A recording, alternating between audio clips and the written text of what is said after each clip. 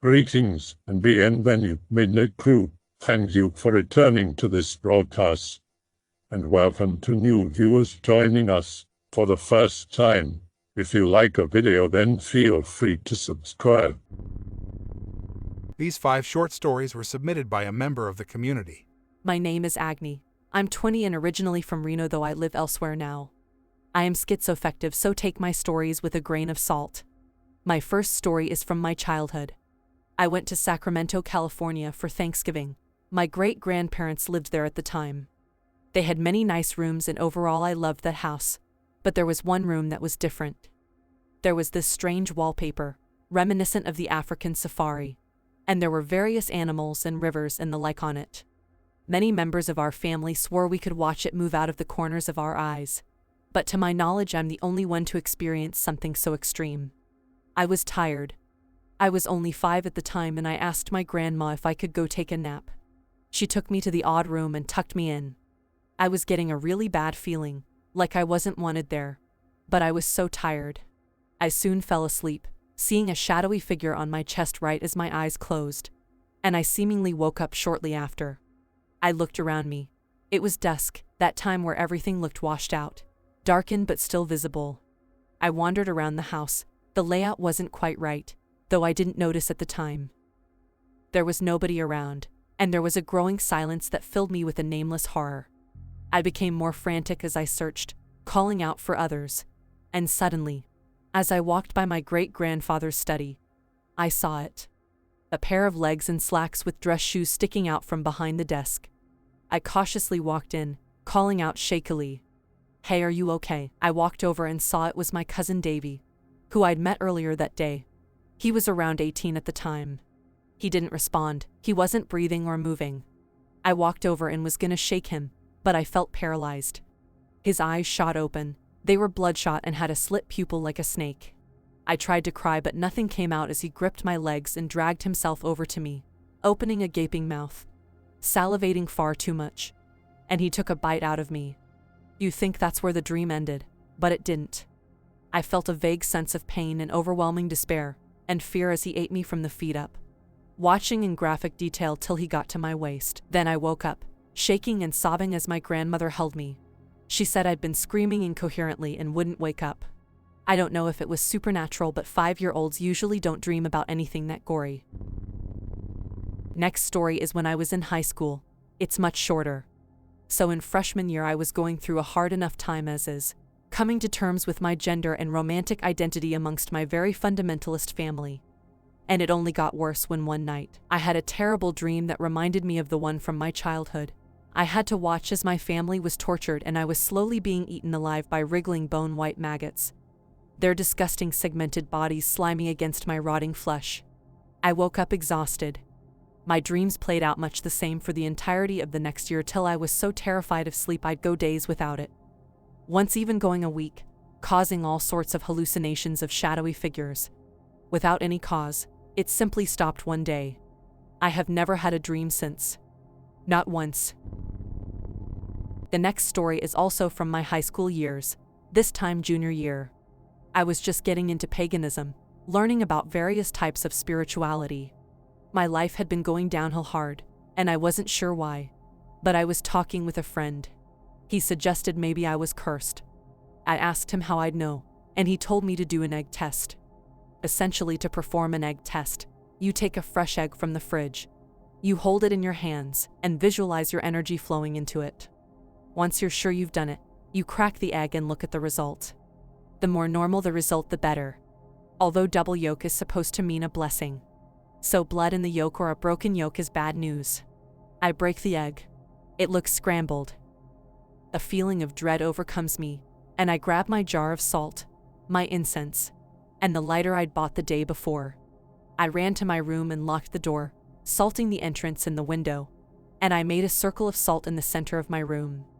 I went to light the incense, but my lighter wouldn't work. It was as if it were empty, though I had just bought it.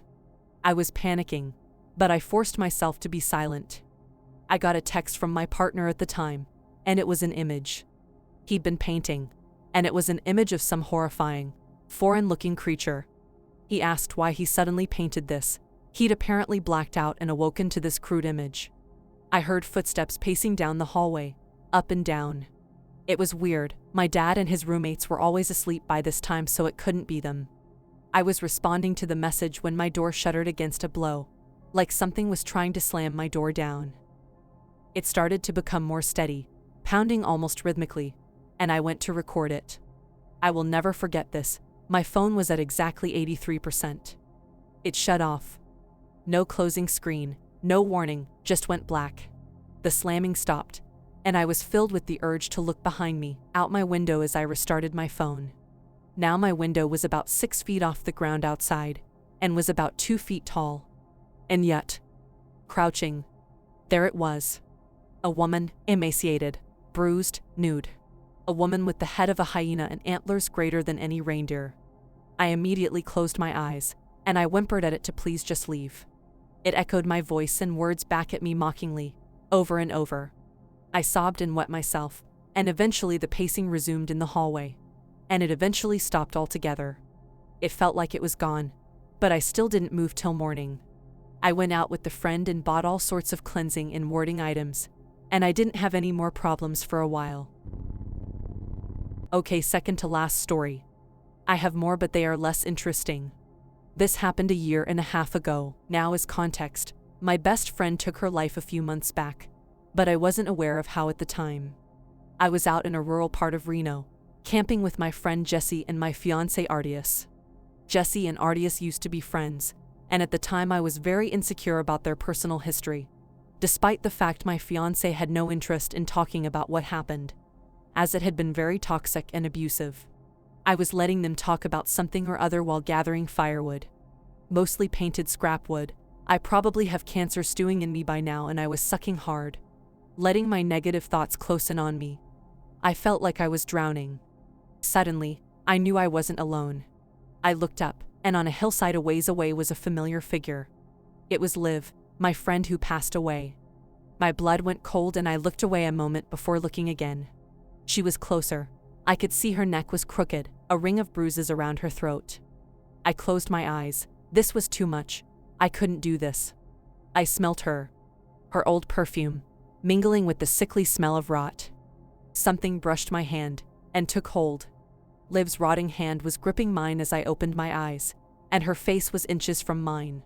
"You deserve everything awful that is coming," she whispered, grinning just like when we would throw shit in a Walmart or steal her boyfriend's car to go mudding. Here, my best friend who I'd gone on countless adventures with, the one person who was always there for me, was condemning me to a hellish existence.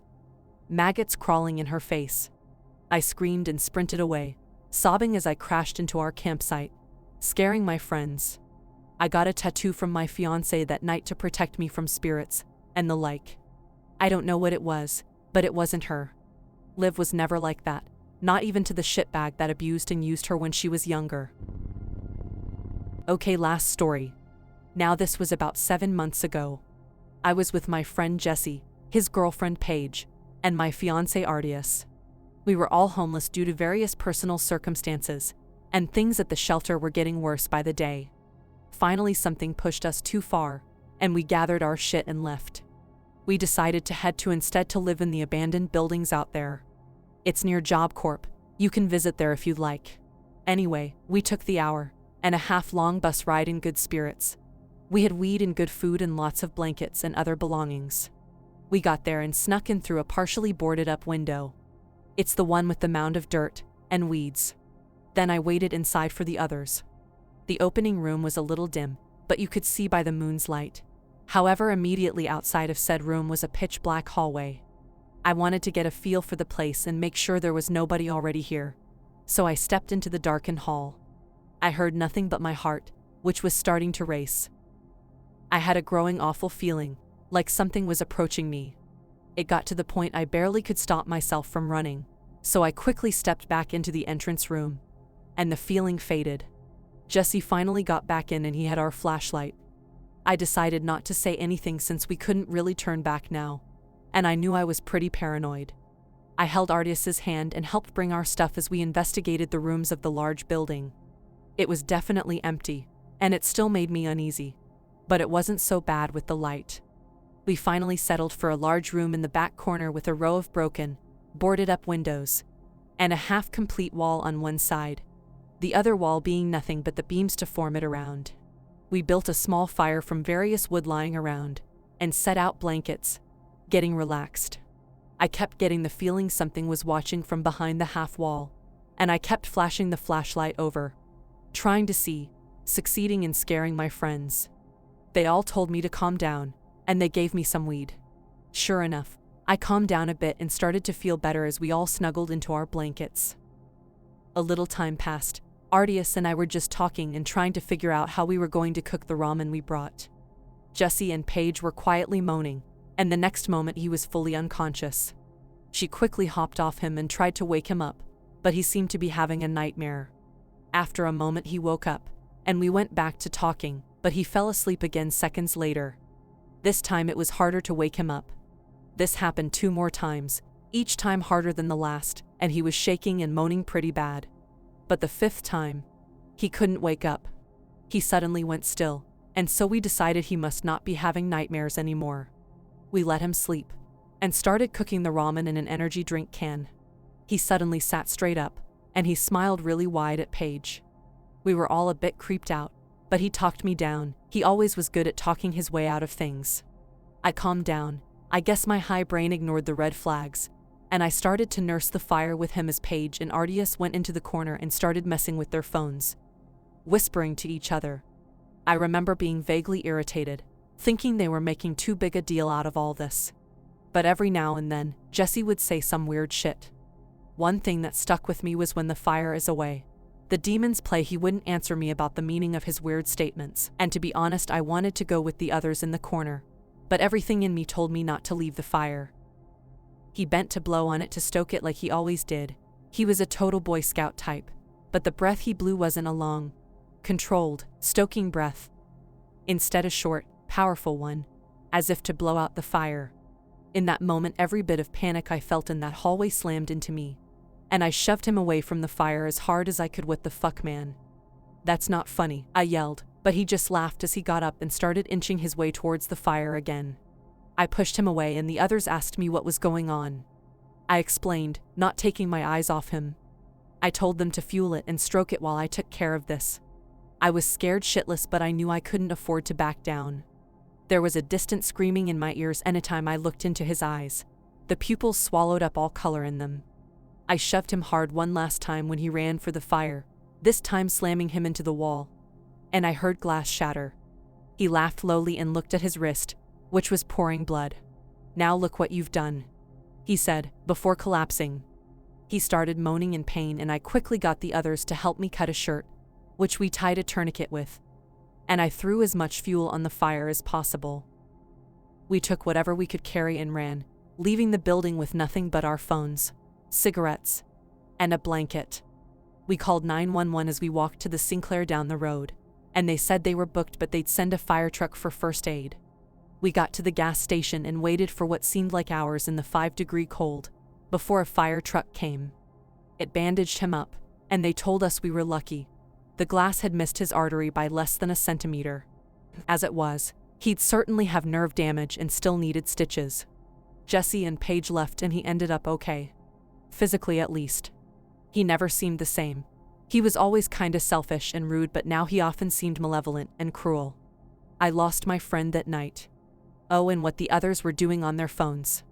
They'd installed an M-reader on one, and used it to read the room. Apparently, 5 words repeated 5 times. Hello.mine.run.hide.die. I don't know what it means, but the number 5 showed up 5 times that night. First the date, 5/5/21, then falling asleep, 5 times. And lastly 5 words repeated 5 times. I don't know what we messed with, but I genuinely think my protective tattoo is the only reason it didn't try to possess me. It went for the easier target. And it won. We survived, but we lost. I hope that you enjoyed tonight's broadcast. If you enjoyed tonight's story, then please subscribe to the channel, as more green texts will appear daily. A new broadcast will appear when the clock strikes midnight Central Time.